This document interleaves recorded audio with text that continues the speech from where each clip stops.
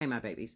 So I know I myself, just like many other tarot readers, have experienced at some point being on live. Somebody will come into the live and be like, oh, this is of the devil and you're being satanic and all of these things. And it always tickles me because no Bible thumper can tell me that tarot is of the devil. Because in fact, not only is tarot not of the devil, it's actually biblical wisdom. The only reason that a lot of people miss it is because it's not out of the Bible that they read. So let me show you something.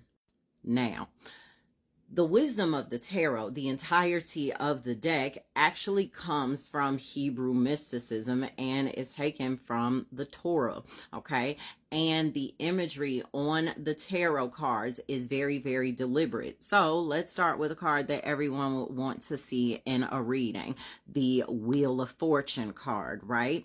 Now, let's look at the symbolism on this. There is a lot of symbolism in this card, but I'm going to focus on two elements in particular. Now, when we normally look at this, right, we see T-A-R-O in the circle.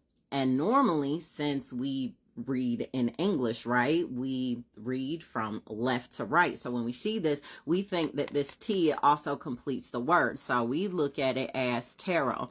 Now, we have to remember that Hebrew is written the opposite way. It is read from right to left. So in actuality, when we change how we read this, because think about it. When we read things in a circle, right? A logo, the letter that's usually starting the circle, we don't usually count that as a letter. But when we read this the opposite way, it actually says Torah.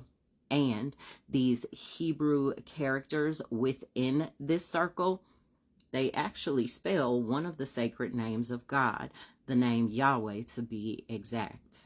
Now, every reader has their own different style of reading. However, if any of you have ever had a session with me, you all will notice that my readings are normally more guiding, right? More of a counseling session, right? And you all have heard me say that we cannot tell the future, right? True enough, we may see something that for whatever reason is an inevitability. However, the energy can change. However, in my readings, my style of reading is a little bit more of a guidance session, because when I see these cards, I actually see map markers, okay? These are location markers for me, the way that I read them. And let me show you what I mean by that. All 78 of these cards actually correlate to a location on this map, the Tree of Life.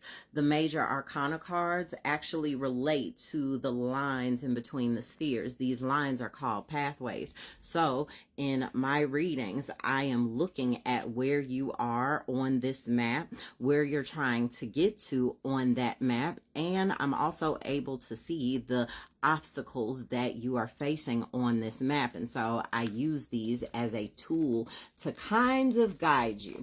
And so one way you can kind of look at a reading is you're calling up OnStar. Now, I know that a lot of you all that are on your spiritual journey, right, especially if you're just starting, one of the first things that people tend to encounter is that conflict of interest, because now you're coming into contact with information and knowledge that kind of flies in the face of everything that you were raised to believe. However, at some point in our day-to-day life, our everyday, whether you are on a spiritual journey or not, all of us fall within those energies on this tree here. Now, at any given point, we are all somewhere on this map, whether we are on one of these pathways, trying to get to a sphere or trying to move from one sphere to another. This is pretty much a map of our journey, and not just our spiritual journey. We come into contact with these energies every day just by being alive. Now, while we are trying to fight for our lives, right, and stay in the divine light that is present on that tree of life, there are energies that are present in the tree of death that we have to overcome all the time. And so to learn more about this, right? Y'all know Auntie likes to break things down. I wrote a book on it explaining the energies of the tree of life and the tree of death. And for those of you all that read tarot, or if you don't read tarot, you'll see why I explain these as location markers on that map. It is in the top branch on that magical tree that is in my bio. Happy reading, happy learning. I hope this helps. I love you.